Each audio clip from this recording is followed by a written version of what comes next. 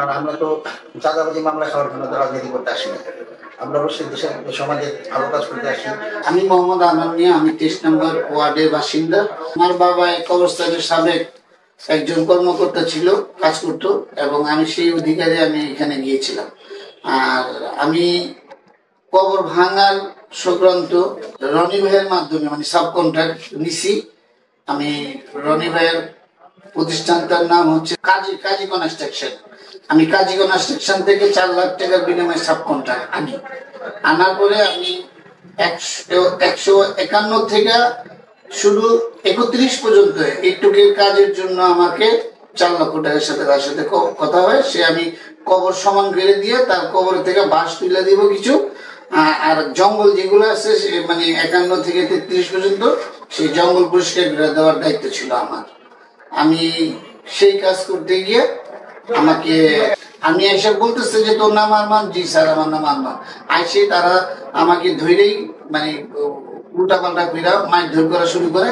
তখন আমি চিৎকার করি, স্যার আমি একজন অসুস্থ রোগী, আমি স্ট্রোক করছি গত মাসে, তা স্যার আমি এটা সাব কন্ট্রাক্ট আছি স্যার, যেটা কাগজপত্র আছে। সে আমাকে বলতেছে যে আমিন কই? আমিন রে তোরা এখান থেকে কয় টাকা চাঁদা দিস? তা আমি বলছি যে স্যার এখানে আমিন ভাইয়ের কোনো সম্পৃক্ত নাই, এখানে আমরা একটা সাব কন্ট্রাক্ট আছে, আমার কাছে কাগজ আছে, সাব কন্ট্রাক্ট আপনি দেখতে পারেন।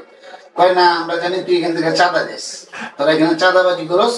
আর এখানে মানুষ যখন আসে তারা কবরে লোকজনকে তারা 1 টাকার জায়গায় 10 টাকা চাষ। আমরা কি স্যার আমরা তো কবরে কাজ করি না, আমরা কাজ করি এই যে ভাঙার জন্য আসছি, আমরা চালার জন্য আসছি 33 থেকে নিয়ে 151 পর্যন্ত, এটা আমাদের কন্ট্রাক্ট। এই লিঙ্ক থেকে আমরা এই পর্যন্তই কাজ করার জন্য অনুমতি পেয়েছি। এরপরে উনি খালি বারবারই আমাকে, শুধু আমাকে না আমার আরো 2টা ছোট ভাইকে উনি মারছে, মাইরা বলছে যে আমিনের অস্ত্রটা দে। আর আমিন যে চাঁদাবাজি করে এটা আমাদের মুখ থেকে স্বীকারোক্ত করানোর জন্য আমাদেরকে অনেক বেশি টর্চারিং করছে। আপনারা যদি মানে বলেন তাহলে আমার এই কোমরের এই মাথা থেকে নিয়ে পা পর্যন্ত এখনো কালো হয়ে গেছে। আমি প্রথম 1 নম্বর আসামি, আমার এখানে 9 জন আসামি করছে, যেটা নাকি আমরা 5 জন, আর আমার আরেক ছোট ভাইরে দিছে 6 নম্বর, আরেক ছোট ভাইরে দিছে 7 নম্বর, আরেকজন দিছে 8 নম্বর। এবং ওনারা ওই আমিন ভাইকে অ্যারেস্ট করার জন্য 9 নম্বর আসামি তারা এটা বানাই দিছে।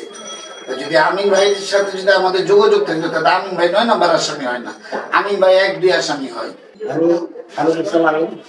আমি লালবাগ থানার 23 নং ওয়ার্ড বিএনপির সভাপতি। আমি এক্স ছাত্রদলের সভাপতি ছিলাম 96 সাল থেকে 2002 পর্যন্ত। আসলে আমি কিছুই জানতাম না, মানে এখানে আমাদের দলীয় কনগণের ব্যাপারটাও আসতে পারে জানি না ঠিক। তো আমি তো এইসব কবরস্থানে কোনো লোক কোনোদিন আমার দেখাও নেই, কোনো ব্যবসা বাণিজ্য করতে গিয়ে বা কোনো মানে ভিতরে ঢুকে কারোর সাথে আড্ডা মারতেও দেখেনি। এই কবরস্থানের বিষয়ে আমার কেন গ্রেপ্তার করলো এটাই আমি জানতাম না। তা আমি একটা দাওয়াত খেয়ে আসি, আমি মানে সেনাবাহিনী সিভিল অফিসাররা ফার্স্ট আমার ধরছে পরে আমার কথা তুমি আসামি হবে না, এটা আমার নাম না, এটা আমি যে আমার নামে আমি আওয়ামী দুঃশাসনের সময় প্রায় 87টা মামলা হয়েছে 4টা থানায়, লালবাগ থানায় সবচেয়ে বেশি। ওখানে আমিনুল ইসলাম আমির, আমার ভোটার আইডি কার্ডে আমিনুল ইসলাম লেখা। ওখানে সে আমিন পিতা অজ্ঞাত, সাং অজ্ঞাত, থানা জেলা অজ্ঞাত। আমি তো এই ওয়ার্ড বিএনপির সভাপতি, আমাকে সবাই জানে তারা। এরকম করে এইটা তো আমি আসামি কিভাবে করবো না, তুমি আসামি জোর করে ওই ধইরা আমার একটা জায়গার দ্বারা করে লালবাগ থানা থেকে ভোট চাই না, আমরা লালবাগ থানা তারা নিজেরা দিয়ে আসে এই অবস্থা। এই তখন আমি জানলাম যে আমি বলে আসেনি চাঁদাবাজি মামলা, এই হলো ঘটনা।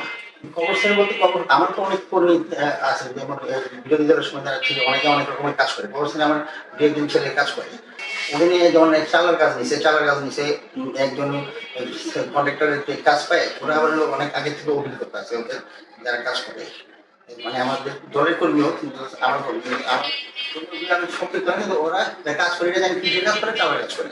চালার কাজ যে পায় নাই, যে পাইছে ওরে আয়সা বলছে যে তুমি কাজটা করে দেবে, যদি টান সাব কন্ট্রাক্টরের ওরে বুঝিয়ে দিচ্ছে কাজ, ওই চালাকের কাজ করতেছে। চালার কাজ করতেছে এটাই জানি। কিন্তু পরে শুনলাম যে আমি সরে ধরে নিয়ে গেছি চাঁদাবাজি তো কি করছে ওটা আমি জানি, যেহেতু আমি ছিলাম না যখন গ্রেপ্তার হয়, তখন আমি ছিলাম না, আমি জানি না। শুনছি যে ওরে সেই চাঁদাবাজি মামলা এই যে ছেলে ধরছে 1 নম্বর আসামি করছে আমার কর্মী ছিল, ওই জন্য আমার সঙ্গে ওইটার জন্য দিতে পারছে দিছে। আমার পুরো যেমন আমিনুল ইসলাম, এটা শুধু আমি বয়স 60। পলিটিক্যালি আমি মানে কোনো দিক দিয়ে কোনো মনোক্ষুণ আছে, কোনো সংসদের জন্য অনেক প্রার্থী আছে, এরকম কেউ হয়তো বা দলীয় কোনগুলো হইতে পারে। কারণ কি আমি কোনোদিন ব্যবসায়ী করি না। আমার ব্যবসা হলো আমার নিজের লাইসেন্স আছে, নিজের ট্রেড লাইসেন্স আছে, নিজের আপডেট সম্পূর্ণ ইনকাম ট্যাক্স আছে। আমি কিসের ব্যবসা করি, প্লাস আরও একটা ব্যবসা আছে। ওইখানে আমি তো অবস্থানে কোনো ব্যবসায় দিই না। আমার নাম, আমার কোম্পানির নাম হলো এনকে লাগবে, এর নামে কোনো কোম্পানি কোনো কাজও অবস্থানে নাই। এইটা কিভাবে দিবে এটা তো দিলাম না। দলীয় কন্দলের কারণে কি কেউ এইটাতে ইস্যু কইরা উদ্দেশ্য কোনো ভাবে করছে কিনা এটা মানে আমার কাছে ওরকম মনে হয়, কিন্তু আমি তো এখন ক্লিয়ার নেই জন্য বলতে পারছি না। মানে এইটাই কষ্ট লাগছে যে দল এর জন্য আমি এই লালবাগের মোটামুটি অনেকেই সবাই জানে যে আমি সবচেয়ে বেশি নির্যাতিত। আমি আমার এলাকায় 15 দিন এসে থাকতে পারিনি। কোনো সময় শিথিল অবস্থায় ছিল তখনও আমার প্রশাসন দৌড়ে ফিরে আসছে, প্লাস আওয়ামী লীগের লোকজন আছে।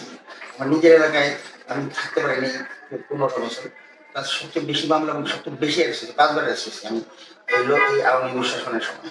তা আমি এত বড় ত্যাগ দীক্ষার পরে আমার ব্যাপারটা কেন যে যাচাই বাছাই না করে দিল এটা খুব কষ্ট লাগে। যেহেতু তারা নীতি নির্ধারক, তাদের ব্যাপারে তার কোনো কিছু বলা যায় না। মানে আমার শুধু কষ্টই থাকে কোনো রকমের যাচাই বাছাই না করে আমি বহিষ্কার করলাম। এত বড় মানে ত্যাগ দীক্ষা পরেও এটাই আমার কষ্ট। এছাড়া তো আর সিঙ্গেল লিডার যার ডিসিশন নেয় এর বিরুদ্ধে তার কিছু বলা যায় না। আমার কষ্টটা বললাম, আমার বিরুদ্ধে 87টা মামলা। মানে এই আওয়ামী দুঃশাসনের সময় আমরা এত কষ্ট করছি, 87টা মামলা দিয়েছি। এই মামলার সময় যদি আমি যদি এরকম মানে পার্টি নির্দেশ মান্য করে আমি দলীয় কর্মসূচির সময় অ্যাক্টিভ ছিলাম, এটা লালবাগ থানার ছাত্রদল যুবদল সবাই জানে।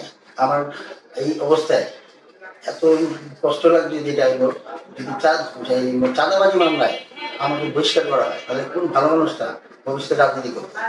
আমার এই হলো সবচেয়ে বড় চিন্তা। কারণ আমরা তো চাঁদাবাজি মামলা খাওয়ার জন্য তো রাজনীতি করতে আসি না। আমরা অবশ্যই দেশের সমাজে ভালো কাজ করতে আসি। আমার নেতা তারেক রহমানের নির্দেশ মেনে সমাজে জনগণের আস্থা যেটা আছে এটা ভালো বড় রাখার জন্যই আমরা রাজনীতি আসি। আমরা চাঁদাবাজি করতে আসিনি। চাঁদাবাজি মামলাটার জন্য আমাকে যাদের কাছে না করে বসতে করার জন্য আমি খুব দুঃখিত এবং কষ্টে, এটাই আমার সবচেয়ে বড় কষ্ট।